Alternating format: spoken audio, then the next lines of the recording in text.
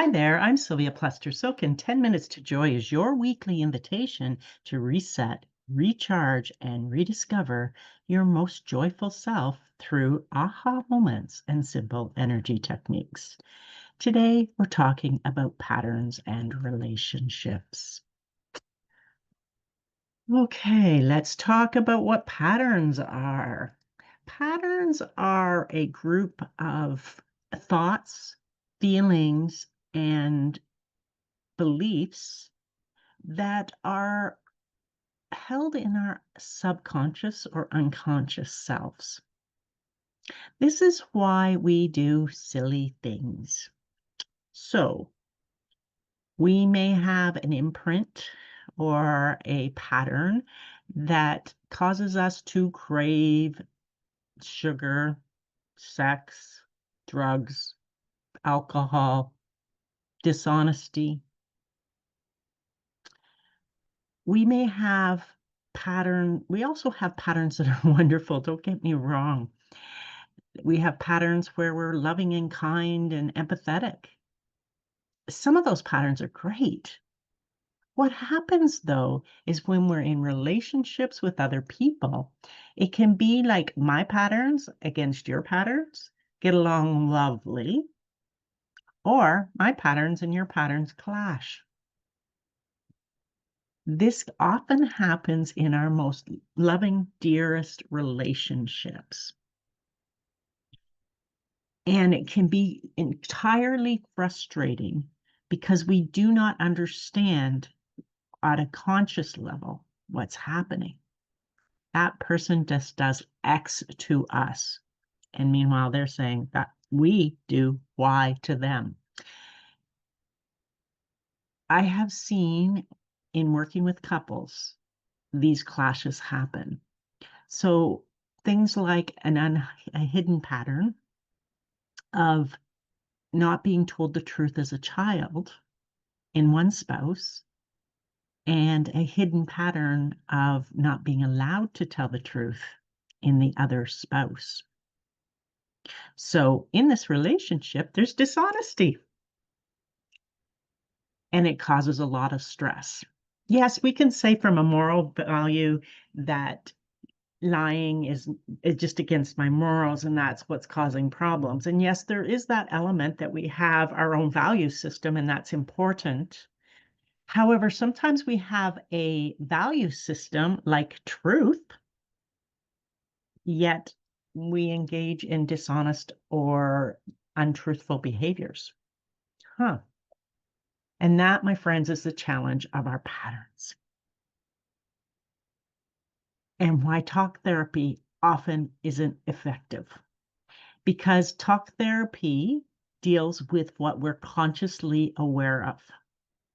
And when I used to do talk therapy, I used to offer it to clients, and I used to get it for myself and my own trauma issues. And in some ways, it was helpful because finally somebody heard and listened and validated my point of view. Maybe I wasn't wrong, like I felt in my family all the time, like I was wrong, I was too much, I was too XYZ. But what happens is these patterns of ours, because they're in our subconscious, need us to come at them or come to them from a different perspective. And for me, that is where energy work like authentic, healthy awakenings and biocomputer operating system, now called the STEEL technique, and compassion key and different EFT, emotional freedom technique, to some degree gets at it. Because when we're dealing with our subconscious, we cannot think it through. Sometimes we can access it by holding on to, like, holding a belief in our awareness and then going into our bodies and noticing where the emotion's living, connecting in with that emotion, and just allowing yourself to be present with that emotion without any judgment or preconceived notions of what this is. And there's many techniques that can help you take you back. Like I've used stuff like body tracing and into my intuition and the client's intuition when as I use different techniques. So really, you want to find a practitioner that can help you access your subconscious so that you can quickly go back and release that pattern. Because understanding a pattern isn't enough. We can do, if I have an unconscious thing that dishonest, I can't, it's not safe to be honest. And I can say, okay, next, I'm going to keep a log of when I'm honest and when I'm not every night, and then correct that. And this was something I did with a lot of clients, and have them so that they would, from a behavioral level, challenge that pattern.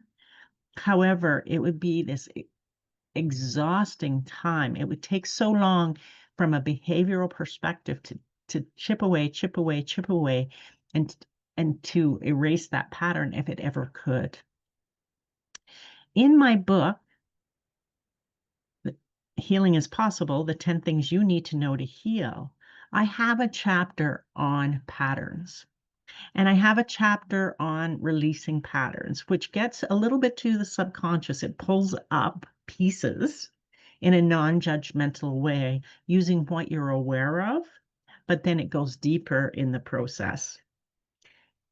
So I encourage you to grab a copy of my book at your local Amazon. If you're local to Guelph, you can get it through 10,000trees.com or at Soul Intention at 497 Woolwich Street, which is a great little shop, by the way, that you're going to want to check out. Anyway, so how do we know we have a pattern?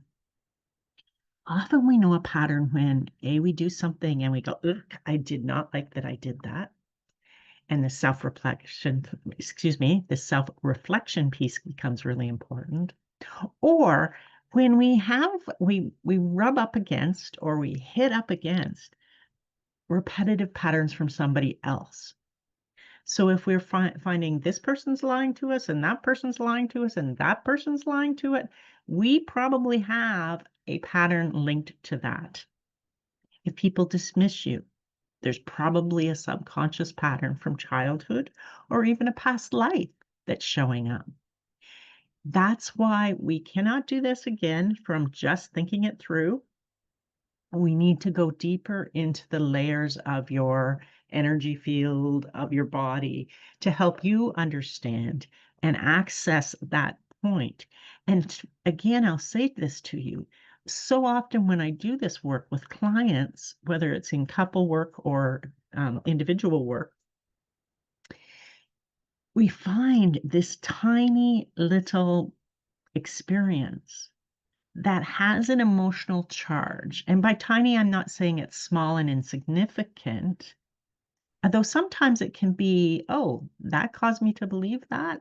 Wow.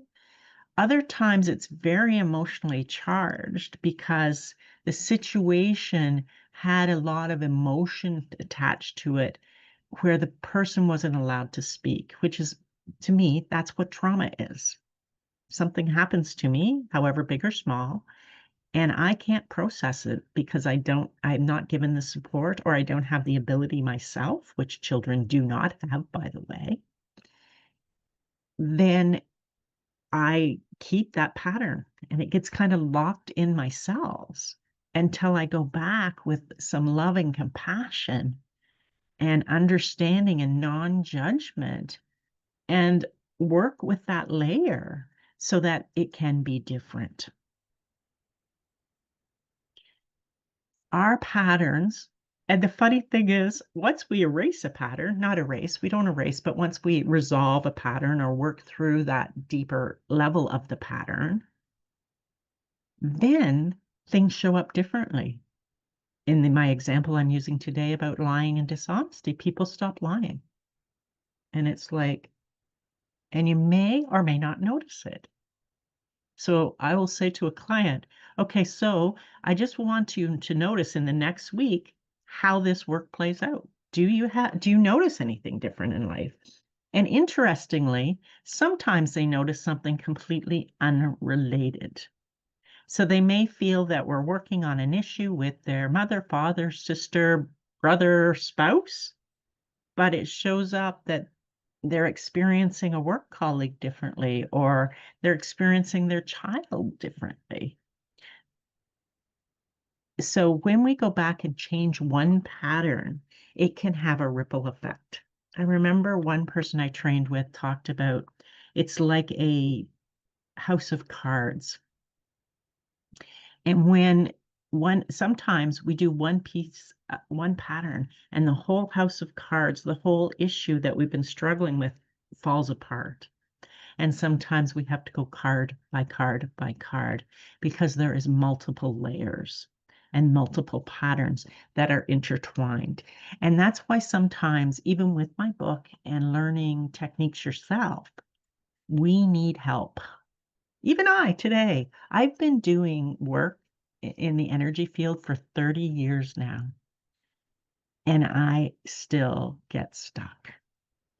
I recently was stuck in a pattern for over a week, feeling numbed out, unmotivated. And it took me 5 days to go, oh, what is going on? And to start to do some processing and get some help around that pattern. I think it's really important that we're just very loving with ourselves and accepting, and that we don't criticize ourselves and make ourselves wrong for being human. Hmm. Patterns are hidden. We try our best day to day, and we absolutely do our best. And sometimes it's just time to start to work at the root cause and look at those patterns from childhood, from past lives.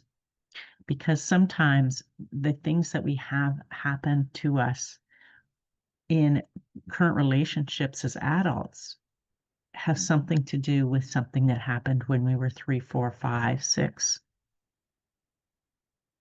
So I encourage you to get a copy of Healing is Possible and have a read of the chapter on patterns so that you can understand better. And if you get the workbook with it, it actually gives you pages to work through and start to identify your patterns. And that can be extremely helpful to just go, oh, there's a pattern here. There must be a reason I have this pattern, instead of, oh, I'm stupid or I'm bad or I'm wrong or I'm broken or I'm anything.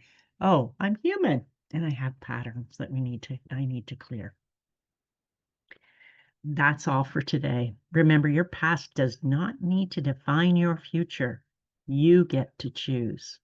Shift those patterns or don't shift those patterns. Keep moving forward.